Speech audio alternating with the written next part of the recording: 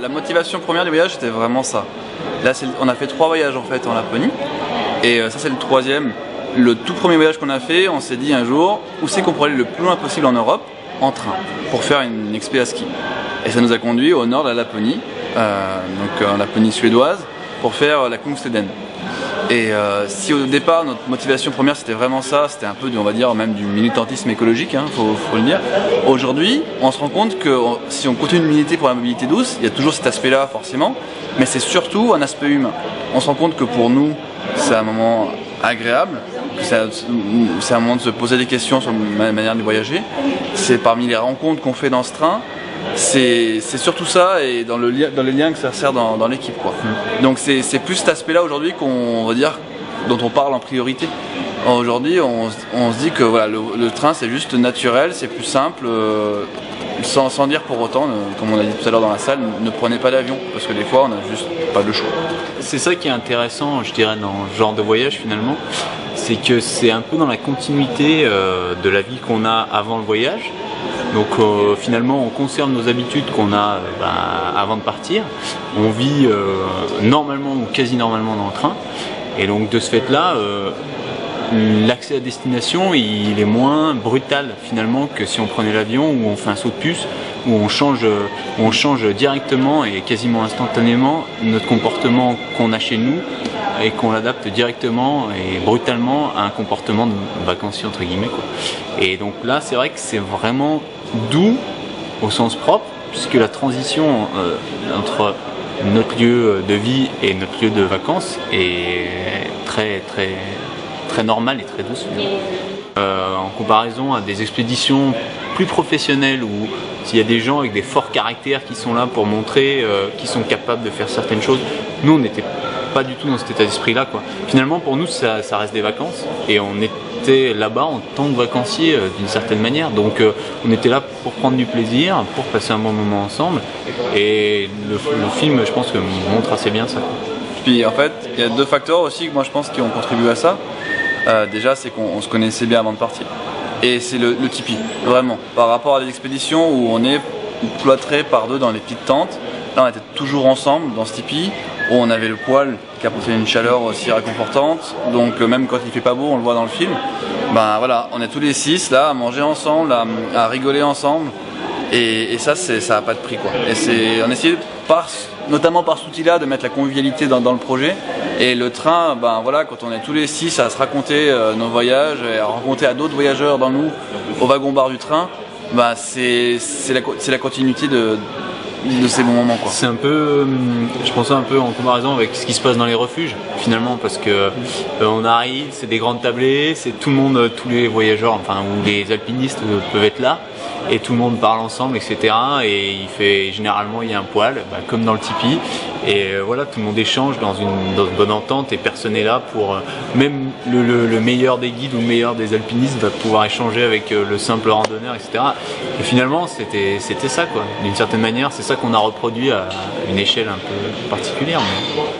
J'ai lu il n'y a pas longtemps Cro-Blanc de Jack London, où il dit que le wild il fige tout, il n'aime pas le mouvement, et le froid notamment il gèle tout ce qui bouge, y compris l'eau mais aussi les êtres, et on a senti ça, c'était de la pureté absolue le blanc, mais en rentrant en fjord, la vie reprend un peu son cours. Le printemps arrive et pour la première fois on voyait de l'eau, alors déjà l'eau du torrent effectivement c'est le bruit de la vie, et ensuite la mer, et c'est vrai que c'est un moment qui était indescriptible intense, parce que d'un coup la vie revient, quoi. Et c'est ça que Fanny dit, elle cherche ça dans ses tripes, et elle aimerait rapporter un petit bout de ce moment-là chez elle. Je pense que c'est ça qu'elle veut dire. C'est comme si on sortait du désert en fait finalement, où on a connu le vide pendant 15 jours, ou quasiment, et d'un coup on prend cette claque un peu dans la tête, où on se retrouve à nouveau immergé dans quelque chose qui nous est plus familier, moins, je dirais, qui potentiellement nous fait moins peur, parce que je veux dire, le vide finalement par moments ça peut être un peu inquiétant, et là on se retrouve il y a un ruisseau, il y a des maisons en bas, il y a la mer, etc. Et donc voilà, c'est effectivement le sentiment il est assez fort. Le seul lien qu'on avait vraiment avec la civilisation, c'était un téléphone satellite pour la météo, et c'était un outil vraiment important pour nous.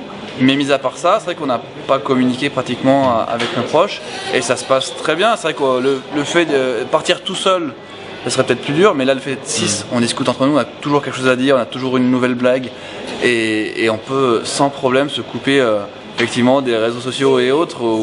Bon, on ne s'empêche pas en revenant de communiquer sur le projet parce qu'on a plein de questions, mais c'est pas un manque du tout. Et puis d'une certaine manière, c'est salvateur. Enfin, je sais qu'il y a beaucoup de groupes aujourd'hui qui fleurissent sur Internet justement en disant est-ce qu'il n'y aurait pas une autre façon de voir les choses et justement de se couper de ces réseaux sociaux, etc., qui nous envahissent de plus en plus. Et clairement, c'est un peu rassurant parce que je me suis dit que même en partant brutalement comme ça, on arrivait à s'en couper assez facilement et qu'on ne ressentait pas un manque. Et pour moi, ça prouve bien que c'est pas essentiel aujourd'hui ce qui se passe sur les réseaux sociaux, etc. Donc oui, aujourd'hui, je pense que tout ce qui peut se passer, cette ultra communication, c'est plus pour occuper un temps dont on ne sait pas trop quoi faire. Et là, on avait quelque chose à faire, donc on n'a pas eu à se poser la question d'aller sur Facebook, etc. C'est quelque chose de naturel qui s'est passé. Qui a du désir à nouveau de voyage comme ça. Oui, ouais, ça c'est sûr. Alors on est en manque. Ça c'est certain. Alors oui, on est en manque, mais par contre, quelque part, je pense que le voyage nous a un petit peu quand même transformé. Et on essaye de retranscrire cette idée de mobilité douce au quotidien aussi. Et se dire, pourquoi on ne prendrait pas plus le temps de vivre? Pourquoi, effectivement, on ne verrait pas la vie autrement? Et alors oui, on a envie de repartir, mais chaque voyage nous transforme. Moi, je suis sûr, c'est sûr que j'ai envie de repartir. Et donc là, dans les 7 prochains mois, ça va être 7 prochains mois de voyage. Donc oui, moi je suis plus que jamais motivé pour continuer ce genre d'expédition tant que je le pourrai. Quand on part en voyage aussi, on ne trouve que ce qu'on a apporté. On peut trouver nos peurs, on peut trouver nos angoisses, mais c'est une manière d'exacerber tout ça. Et du coup, moi je ne prends pas non plus une consommation du voyage pour le voyage. Il faut savoir pourquoi on part. Et par exemple, comme on dit dans le film, moi j'ai du mal d'aller dans un pays et de dire voilà j'ai fait tel pays. Nous ne prenons pas la consommation du pays, de l'espace. L'idée c'est de voyager avec un but et derrière de se dire oui voilà je prends le temps et lorsqu'on prend le temps oui un voyage nous transforme vraiment je pense. Je suis d'accord, non mais c'est exactement ça. Je suis tout à fait Yann là-dessus. C'est à mon avis pour dire qu'on est allé dans un pays, il faut y passer suffisamment de temps et venir humblement d'une certaine manière en vivant au quotidien, soit avec les gens, soit quelque chose de fort dans la nature si c'est un pays suivant la géographie du pays, en vivant quelque chose de fort dans la nature parce que c'est là vraiment où on ressent les choses, je pense, clairement. S'il y a de l'interaction avec les gens, c'est là où il se passe quelque chose, c'est pas en allant. On ne peut pas dire qu'on est allé au Mexique si on est allé dans un club de vacances au Mexique. Voilà. Donc c'est vraiment ça. Je pense que le message qu'on veut faire passer, c'est vraiment ça aussi. C'est aller voyager, mais voyager bien intelligemment d'une certaine manière. Merci beaucoup.